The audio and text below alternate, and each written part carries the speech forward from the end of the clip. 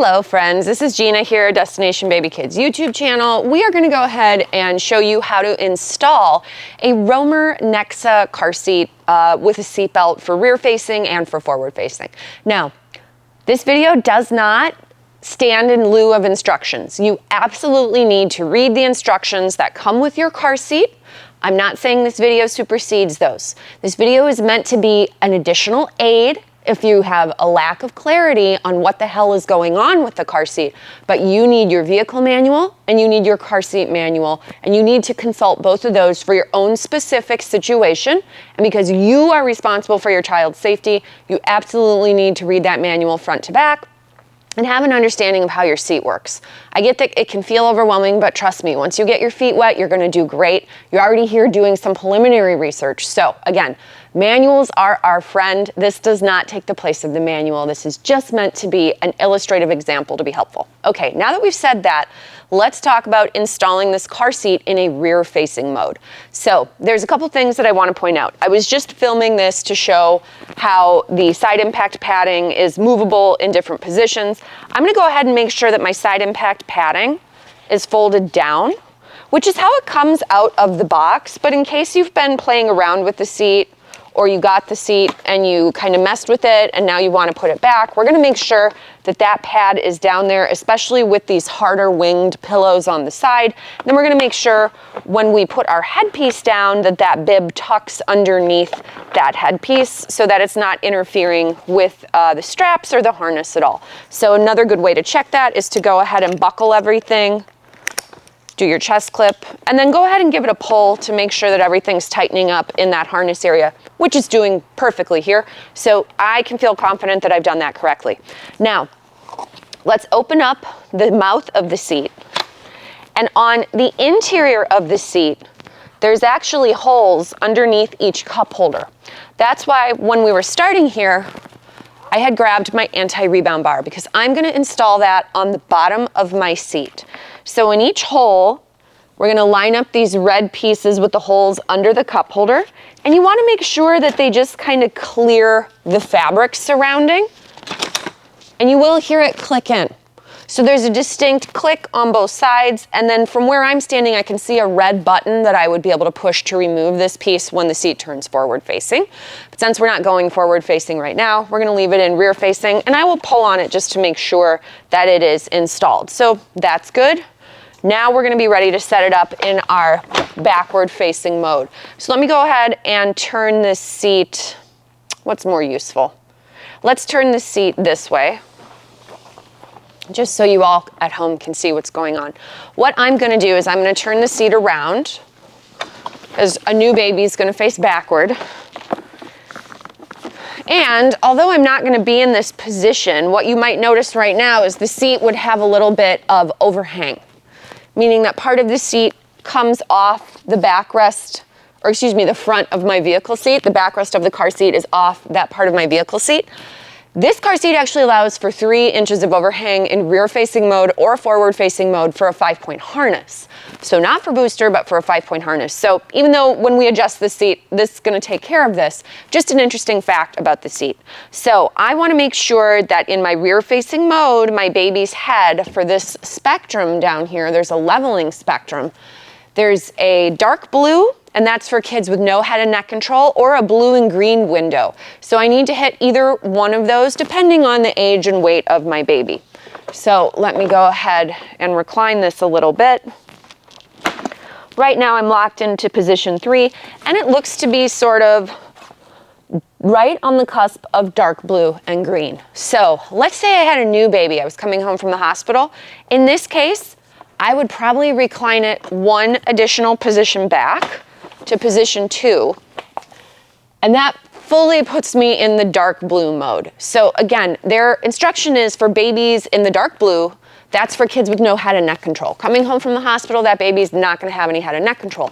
So this setting makes sense for that type of mode. Now, if I were bringing a baby home from the hospital at that point, I might use the additional padding as well. There's a head and a body pillow as well as a butt pillow. That can all go in here and fit super nicely to hoist up the butt to make sure that there's no chin to chest. And then again, there is a level line on the side of the seat. not level line, but there's that level indicator window on the side of the seat. So we just make sure we're in that dark blue. Now, if we've got an older kiddo, which let's pretend that we're doing that right now. Let's say this baby is 20 pounds. I can have them be in this green window, and I'm gonna go all the way to position 5.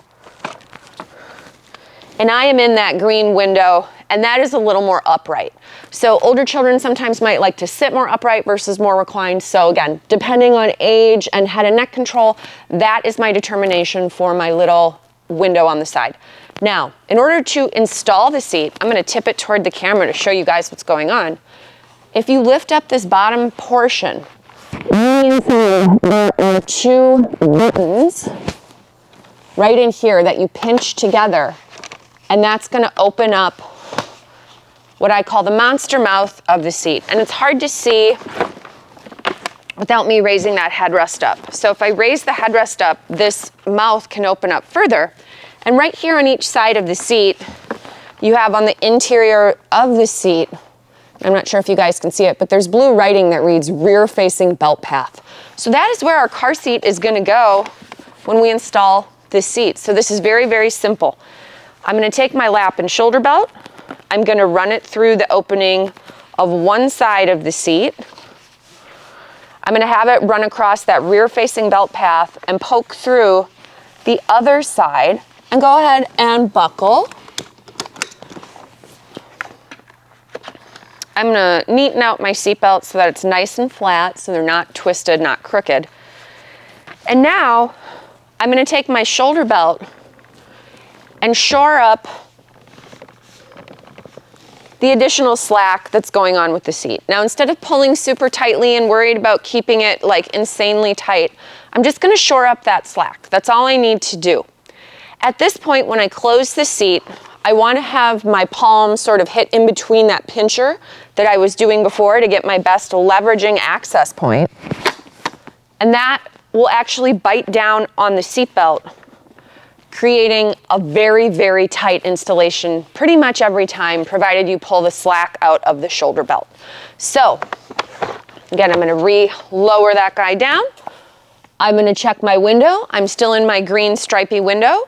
I've got my anti-rebound bar attached to the vehicle or to the car seat, and it's touching the vehicle seat back. This is gonna prevent this seat from popping up in an accident, so an awesome piece to utilize. It says you may use this piece. I would encourage you to always use this piece. And at this point, we do not need to lock our seatbelt off because the seat itself acts as a true lock off.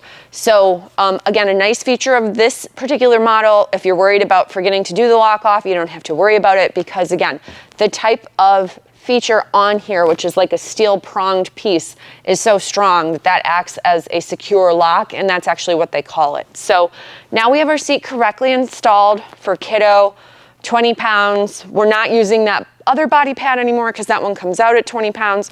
We have the ability to do easy height adjustment.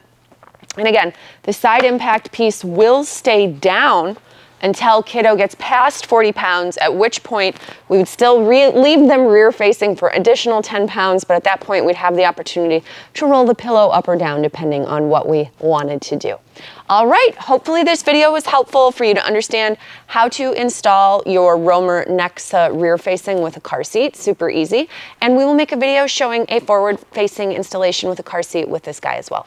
Thank you guys so much for watching. Check out our other videos. If you fell in love with this seat, feel free to visit my website, destinationbabykids.com. You can buy it directly from me. We will ship it to you happily. And again, we appreciate every viewer, every view. Thank you guys so much for watching, and we'll see you in the next video.